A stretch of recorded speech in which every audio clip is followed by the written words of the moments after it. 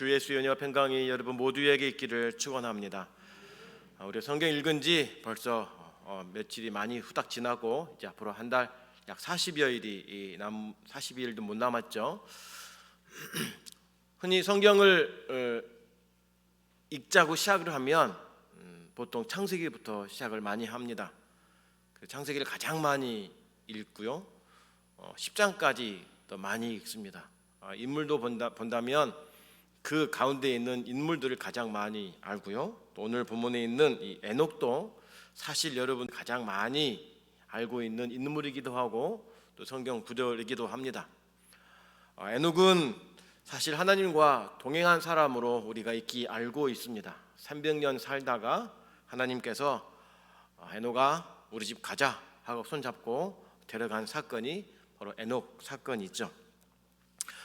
무두셀라를 낳고 나서 하나님과 동행을 한 것입니다. 성경에 보면 그 이전에 어떻게 살았는지를 알 수 없고 또 무두셀라를 낳고 나서 어떻게 살았는지도 이야기가 기록이 되지 않았기 때문에 알 수는 없지만 어쨌든 아이를 낳고 난 후부터 해서 300년간 하나님과 동행한 사건입니다. 죽지 않고 올라갔기 때문에 더 이상 이 땅에 있지 않습니다. 에녹의 나이가 365세로 이제 하나님이 부르심을 받았습니다. 365세 하니까 야 대단하다라고 여길 수 있을지 몰라도 그 당시 나이로 본다면 800, 900은 보통입니다. 그렇게 본다고 했을 때 에녹의 나이 365세는 요즘 말로 말하면 30대에 하나님 품에 안겼다라고 해도 과언이 아닐 정도로 짧게 살다가 간 것입니다. 300은 명함도 못 내미는 그러한 이제 나이인 셈이었죠. 여러분 어떻습니까? 우리가 이 땅에 오래 사는 것도 참 좋고 또 소원이기도 하지만 에녹처럼 죽음을 보지 않고 영문아 우리 집 가자 하고 손잡고 바로 올라간다면 이것처럼 큰 기쁨이 어디 있겠습니까? 죽어 주님 만나는 것도 참 기쁨이지만 살아서 주님 만나는 것도 큰 영광일 줄로 믿습니다. 물론 남아있는 가족들은 슬픔이 있겠지만 그러나 결국 우리가 만나지 않겠습니까? 하나님께서 에녹을 그렇게 데려가셨습니다. 65세에 무두셀라를 낳았습니다. 짧지 않은 나이 아이를 낳은 셈이죠. 동행이라고 성경에 나옵니다. 22절에 보니까 하나님과 동행하며 24절에도 하나님과 동행하더니 이렇게 기록이 됩니다. 동행하다라고 하는 의미의 원어를 살펴보면 보폭을 함께 맞춰가다, 두 사람이 함께 서로 다른 생활 양식을 함께 맞춰가다, 공유하다라고 하는 의미인 것이죠. 그러고 보면 부부라고 하는 것이 이 동행의 의미와 비슷하다라고 여겨집니다. 서로 다른 사람이 하나가 되어서 생활 양식 하나로 맞추어가고 또 서로 다른 곳을 보았던 사람이 하나가 되어서 한 곳을 마주보고 간다라고 하는 것은 이 부부의 원칙이 하나가 아니겠습니까? 이와 같이 에녹이 하나님과 이러한 삶을 살았다라고 하는 것입니다. 여러분 어떻습니까? 부부끼리 함께 보폭을 맞추고 또 생활 양식을 맞추어 간다라고 하는 것은 사실 어려운 문제는 아닙니다. 한 사람이 양보를 한다든지 서로 합의를 하면 일정 기간 그렇게 살아낼 수가 있습니다. 그런데 문제는 무엇이냐? 에녹이 동행했던 분이 하나님이란 사실이에요. 사람과 사람은 어느 정도 맞출 수가 있습니다. 물론 여기 계신 여러분들은 보통 30년, 40년, 50년이 기본이기 때문에 아웅다웅 싸우기도 하고 다투기도 하고 못 살겠다 하기도 하지만 그럼에도 불구하고 그 정으로 우리가 또 살고 있지 않습니까? 그런데 하나님은 우리와 다르다라고 하는 사실이에요. 하나님은 어떤 분이십니까? 완전하신 분이십니다. 거룩하신 분이세요. 그분과 똑같이 우리가 보폭을 맞추어 갈 수 있다? 생활 양식을 맞추어 간다? 이 땅에 아무도 없다라는 사실입니다. 주인인 우리가 거룩하신 하나님과 함께 한다라고 하는 것은 있을 수 없는 일이에요. 한 곳을 마주보고 가고 함께 생활 패턴 양식을 맞추어 간다라고 하는 것은 있을 수 없다라고 하는 거예요.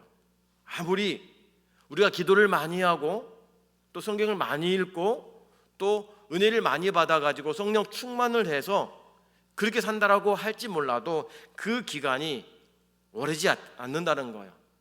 은혜 충만한 그 기간 여러분 며칠이나 유지하십니까? 그 은혜를 받았음에도 불구하고 여전히 내 마음과 생각은 딴 생각을 합니다. 딴 마음을 품어요. 어쩔 때는 우리 신앙이 푹 꺼지기도 하다가 또 언젠가 또 올라오기도 하고 또 푹 꺼지기도 하고 또 올라오기도 하고, 이 패턴이 여러분 반복되지 않습니까? 목사인 저라고 그렇지 않을까요? 있다라고 하는 사실이에요. 어떨 때는 말씀이 잘 준비가 되기도 하다가도 어쩔 때는 말씀이 전혀 이게 막혀가지고 나오지 않을 때가 있어요. 이게 사람의 모습인 것입니다. 에녹도 다르지 않습니다. 에녹도 저와 여러분처럼 똑같은 사람이에요. 아이를 낳고 자녀를 낳고 살았던 사람입니다. 근데 어떻게 에녹은 하나님과 300년을 그렇게 동행할 수 있었을까? 이해할 수 없는 겁니다. 그러나 성경에 보면 답을 우리에게 주고 있습니다. 첫 번째는 나오지 않지만 유추해 보건대 바로 이 만남이라고 하는 단어입니다. 에녹이 65세에 무두셀라를 낳았습니다. 첫 아빠가 된 것이죠. 언제 결혼했는지는 알 수 없습니다. 그러나 아빠가 되었다라고 하는 것, 나 닮은 나의 유전자가 있는 아이가 나왔다라고 하는 것은 굉장한 큰 감동이고 또 정말로 그 감동 자체입니다. 나와 똑같은 아이가 또 있기 때문이죠. 그 첫 아이를 품에 안을 때의 모습은 다 알겠지만 잊을 수 없습니다. 그 큰 감동은 잊을 수 없는 거예요. 드디어 아빠가 된 것이에요. 그럼 어떻습니까? 이제 아빠가 되었기 때문에 아빠 노릇을 열심히 하겠다, 다짐을 하고 믿음 생활도 열심히 해야지, 내 아이를 위해서 신앙교육을 제대로 하고 기도 열심히 하고 해야지 라고 다짐을 하게 됩니다. 그런데 그 감동이 얼마나 가든가요? 오래 가지 못합니다. 길어봤자 몇 달 아닐까요? 근데 에녹은 300년이에요. 아이를 낳고 300년을 그렇게 동행을 했습니다. 여러분, 영화를 보신 분 중에 어떤 영화가 가장 감동적이었던가요? 어떤 드라마가 가장 감동적이었습니까? 그 기억에 남고 마음에 좀 이렇게 담아둔다 하더라도 그 여운이라고 하는 것은 또 사실 오래가지 못합니다. 크고 좋고 넓은 집을 구해서 이제 편안히 발 뻗고 잘 수 있는 내 집 마련이 됐다 하더라도 그 내 집 마련의 기쁨의 감동은 여전히 3주를 갖지 못합니다. 새 차를 사도 마찬가지예요. 승진을 해도 마찬가지입니다. 그 감동이라고 하는 것은 사실 오래가지 못합니다. 그런데 어떻게 하나님과 동행하는 이 실제적인 삶에서 매일매일 피터지는 인생 광야 속에서 하나님과 손을 잡고 걸어간다, 맞잡고 걸어간다, 이거 이해할 수 없는 일입니다. 에녹이라고 삶이 편했겠습니까? 그 당시의 삶이 온통 죄악에 관영했을 것인데, 온통 죄가 난무했을 것인데, 에녹 주변의 사람들에게도 그런 죄가 많이 있고 유혹이 많이 있었을 것인데, 그 가운데 어떻게 에녹은 하나님과 동행했을까? 사람이 마음먹은다고 되는 게 사실 많이 있지 않습니다. 마음먹은 대로 된다면 우리 모두가 다 잘 되어야 했겠죠. 그런데 우리가 하나님과 동행할 수 있다면 그 원인이 어디에 있느냐, 그 비결이 어디에 있느냐, 바로 하나님께서 내려오셔서 우리와 만나주시는 것입니다. 믿으십니까? 우리는 하나님께 직접 갈 수 없습니다. 만날 수 없는 거예요. 손을 내밀 수도 없습니다. 그러나 하나님께서 우리에게 찾아오신 것입니다. 찾아오셔서 우리를 만나주신 것이고 우리의 손을 잡아주셨기 때문에 가능한 것입니다. 에녹도 마찬가지입니다. 죄인에 불과합니다. 그런데 그 에녹에게 하나님이 임하셔서 만나주시고 손을 잡아주시고 동행하셨기 때문에 그 일이 가능한 것입니다. 하나님과 오랜 세월을 동행하는 기쁨을 누릴 수 있었던 것, 하나님께서 내 손을 잡고 오랫동안 동행하셨기 때문임을 믿으시길 바랍니다. 에녹이 완벽해서가 아닙니다. 에녹이 의로워서가 아닙니다. 허물과 죄가 있지만 하나님께서 은혜와 긍휼을 베풀어 주셔서 그 손 놓지 않고 같이 가주셨기 때문에 가능하다라고 하는 거예요. 이게 우리에게 은혜가 되고 우리의 소망이 됨을 믿으시길 바랍니다. 살다 보면 힘들고 어려움에 넘이 쌓이다 보니까 포기하고 싶을 때가 왜 없겠습니까? 놓고 싶을 때가 있고 어쩔 수 없이 놓을 수밖에 없는 일들도 있습니다.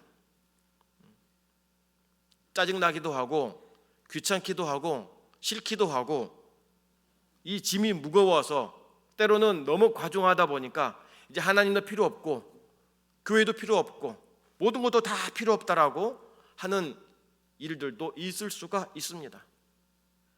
그동안 오랫동안 신앙생활을 해왔는데 너무 무기력하고 너무 이제 다 소진을 해버린 상태에서 다 필요 없다, 이제 그냥 이대로 살다가 죽자라고 하시는 분들도 있을 것입니다. 삶의 마지막 끝에서. 그래 성도 여러분, 기억하십시오. 우리는 지쳐서 손을 놓을지 몰라도 우리 하나님은 지금도 꼭 붙잡고 있음을 믿으시기를 바랍니다. 내가 낙심에 처하고 괴로움 가운데 있다 하더라도 한 번 잡은 주님의 손은 놓지 않음을 믿으시기를 바랍니다. 영원히 놓지 않습니다. 한 번 구원은 영원한 구원이요, 한 번 오신 성령님은 절대로 저와 여러분 떠나지 않고 동행하심을 믿으시기를 바랍니다. 하나님이 만져주신 그 은혜의 동행이 있을 때에 기쁨이 우리에게 가득하다라고 하는 것입니다. 여러분, 누구를 만나면 가장 기뻐하십니까? 누구를 만날 때 가장 기쁨이 있습니까? 사랑하는 사람 아니겠습니까? 하나님을 만날 때에, 예수님을 만날 때 그 기쁨과 은혜가 여러분 삶 가운데 계속 이어지기를 축원합니다. 두 번째로는 이제 히브리서 11장 6절에 나오는 단어인데요, 믿음이라는 단어입니다. 우리 본문 말씀 히브리서 11장 6절 말씀 함께 다 같이 읽겠습니다.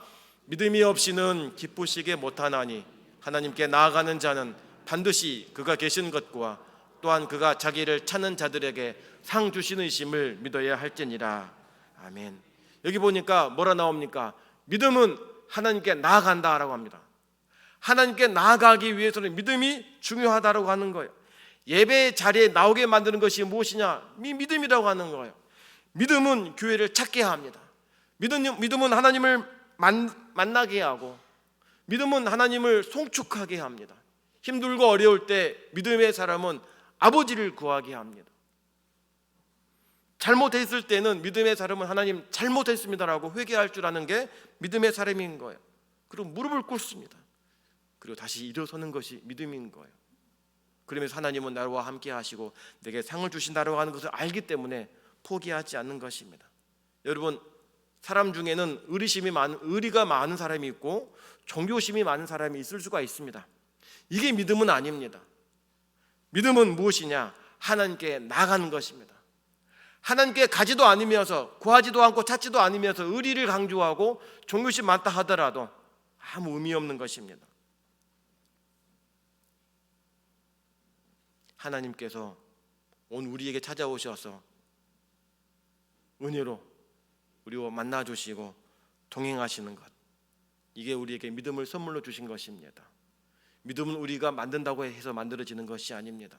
우리가 잡는다고 잡아지는 것이 아닙니다. 하나님께서 우리에게 오셔서 만나주시고 믿음을 부어주셔야만이 믿음이 생기는 것입니다. 그 믿음으로 믿음에 이르게 하는 것입니다. 그 믿음 때문에 하나님을 더 간절히 찾고 의지하는 것입니다. 그 믿음이 있기 때문에 하나님과 동행하는 삶이 이어질 수 있다고 하는 것입니다. 그래서 우리는 이 믿음을 가지고 하나님을 찾아야 됩니다. 하나님을 만나기를 더 간구해야 됩니다. 상 주시는 하나님을 아는 자는 더 기도하게 되고 더 만나기를 위해 쓰게 되고 더 부르짖게 되는 것입니다. 하나님을 예배하면 하나님께서 기뻐하심을 알기 때문에 믿음의 사람은 예배하기를 즐겨합니다. 교회 봉사와 섬김을 통해 하나님이 영광 받으심을 알기 때문에 또 은혜를 받는 자들은 섬김과 봉사에 대해서 마다하지 않고 더 적극적으로 섬깁니다. 강요해서 되는 것이 아니라 하나님을 만남으로 말미암아 얻은 기쁨과 감동의 사람은 시키지 않아도 이 일이 하나님이 기뻐하신 일이고 이 일을 통해 상을 얻은 자들은 그 상을 맛보았기 때문에 더 큰 섬김 헌신이 이루어진다고 하는 것입니다. 하나님 만나지 않는 사람은 주일날 왜 교회 가냐고 합니다. 그 심심하고 고리타분한 설교 뭐하러 듣냐고 합니다. 왜 내 돈 들여서 헌금하냐고 합니다. 그러나 믿음의 사람은 압니다. 하나님께 나와서 예배를 드리고 헌금을 하고 그 시간을 다 바쳐서 봉사하고 헌신할 때 주어진 기쁨과 감동과 은혜와 복을 경험했기 때문에 이걸 놓치지 않는 것입니다. 바로 믿음입니다. 에녹은 하나님께서 만나 주셨으면 물론이거니와 에녹에게도 하나님을 향한 믿음이 있었기 때문에 함께 동행할 수 있었던 것입니다. 아무리 하나님이 오셔서 손 잡아주시고 만나 주시더라도 우리가 거기에 반응하지 않으면 상 주시는 하나님을 만나지 못함을 여러분 기억하시길 바랍니다. 세 번째는 유다서의 에녹이 등장합니다. 유다서 1장 14절 말씀 함께 다 같이 읽어보겠습니다. 아담의 7세손 에녹이 사람들에게 대하여도 예언하여 이르되 보라 주께서 그 수만의 거룩한 자와 함께 임하셨나니. 아멘. 15절을 보면 이렇게 또 기록합니다. 제가 14절까지만 제가 본문을 주어서 방송실 준비를 못했는데요, 15절을 보면 이렇게 말합니다. 이는 무 사람을 심판하사 모든 경건치 않은 자의 경건치 않게 행한 모든 경건치 않은 일과 또 경건치 않은 죄인의 주께 거스려 한 모든 강팍한 말을 인하여 저희를 정죄하려 하심이라 하였느니라. 아멘. 수요일마다 담임 목사 말씀하시는 유다서입니다. 여기 보면 경건치 않은 이 말이 반복됩니다. 무슨 말이냐? 그 시대의 사람들은 경건하지 않았다라고 하는 것을 말하고 있는 겁니다.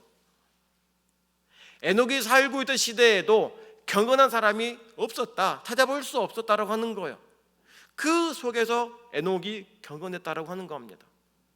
여러분, 경건이 무엇입니까? 경건은 쉽게 말하면 하나님을 닮는 겁니다. 우리 본래에게 주신 성품을 닮아가는 거예요. 유다서 1장 14절에 보니까 에녹이 사람들에 대하여도 예언했다 이렇게 말합니다. 에녹이 예언을 한 거예요. 그 시대 사람에게 예언을 한 것입니다. 여러분, 예언했다라고 하는 것은 일러 주어야만이 예언이 가능합니다.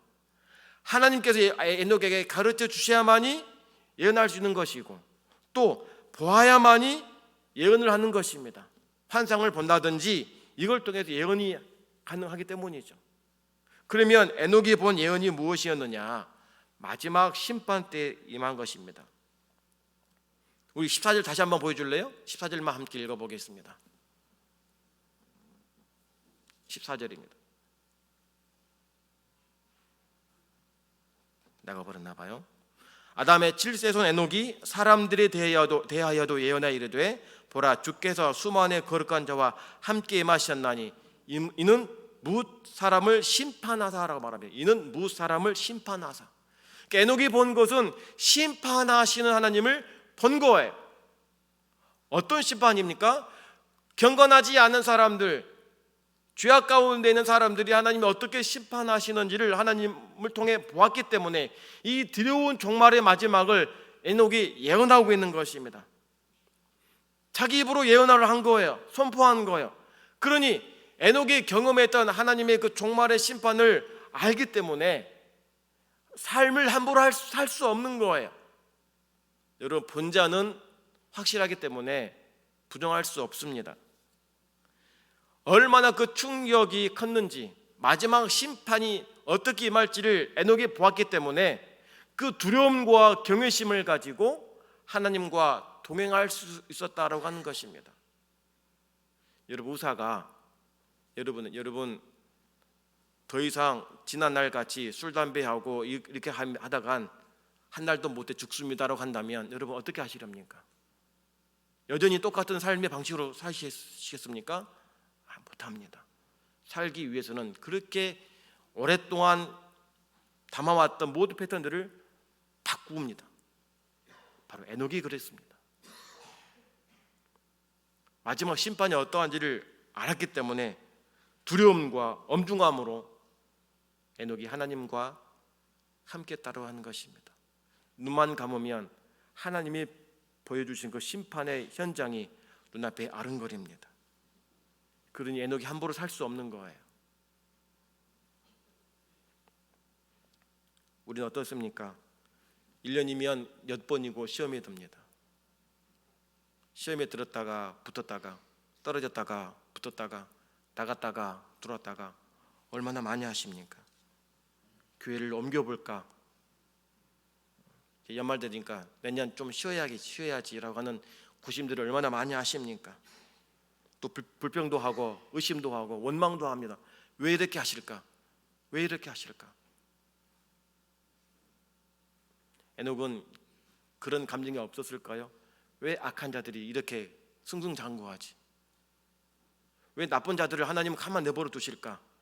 왜 마지막 심판 때까지 가만 내버려 두시지? 라고 하는 궁금증들도 많이 있었을 것입니다. 그러나 마지막 심판 때 하나님께서 심판은 확실히 한다라고 하는 것을 알았기 때문에 다른 사람을 보고 서운해하거나 상처받는 것이 아니라 나와 하나님과의 관계만 유지하는 데 힘써왔다라고 하는 겁니다. 성도 여러분, 우리가 살고 있는 이 시대는 마지막 시대임을 우리는 부인할 수 없습니다. 주님 곧 오십니다. 분명히 오십니다.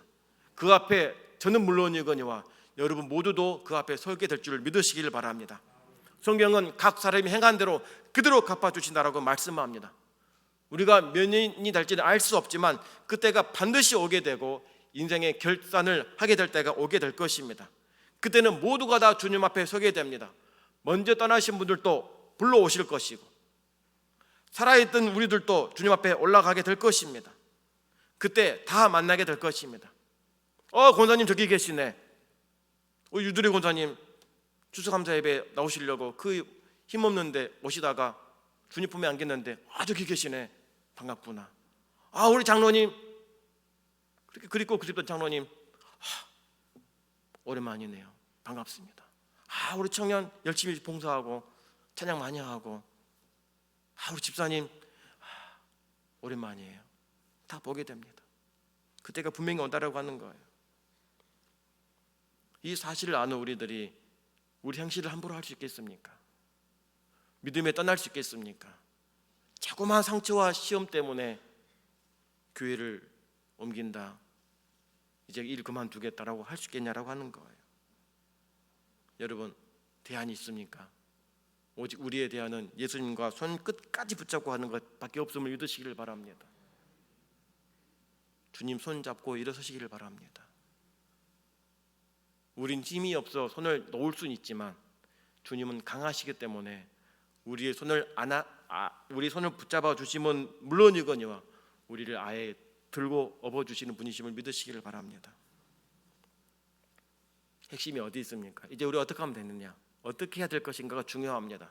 좋아요. 에녹이 하나님이 만나 주셔서 만났고 믿음이 있기 때문에 주님과 동행했고 마지막 때가 있음을 알았기 때문에 바르게 살았음을 압니다. 우리가 어떻게 살아야 됩니까? 오늘 저와 여러분도 하나님을 만났음을 믿으시기를 바랍니다. 그 만남의 축복이 얼마나 기쁜지를 우리는 압니다. 누구보다도 하나님을 만나고 예수님 만나는 그 감동과 기쁨이 큰지 잘 압니다. 이제 그 기쁨이 어디로 흘러가야 되느냐? 내 이웃에게 흘러가야 됩니다. 동행은 하나님과의 동행도 필요하지만 이제 이웃과의 동행으로 이어지게 해야 됩니다. 그들은 우리를 보지 못합니다. 하나님을 모릅니다. 때문에 우리를 통해 그들이 하나님을 알게 해야 됩니다. 하나님과 동행한 기쁨의 감동이 우리에게도 있어야 그들도 우리를 보고 너는 왜 그렇게 즐겁니? 왜 감사가 넘치니? 왜 행복하니라고 말할 때 하나님을 만나니까 기쁨이 저절로 넘치더라. 이 고백이 우리에게 있어야 할 줄로 믿습니다. 어떤 사람은 그렇습니다. 저분을 보면 치가 떨린다고 합니다. 누구 이름만 말해도 입에서 욕이 나옵니다. 왜요? 그 사람에 대한 상처가 있기 때문이에요. 얘기도 하지 말라 그럽니다. 어떤 사람은 그 사람 훌륭하다고, 대단하다고 자주 만날수록, 자주 볼수록 더 보고 싶고 더 가까이 하고 싶은 사람이 있습니다. 근데 어떻습니까? 오늘날 기독교인들이 어떤 이미지로 우리가 드러나고 있습니까? 거짓말 잘한다고 합니다. 사기를 많이 친다고 합니다. 입만 바르다고 합니다.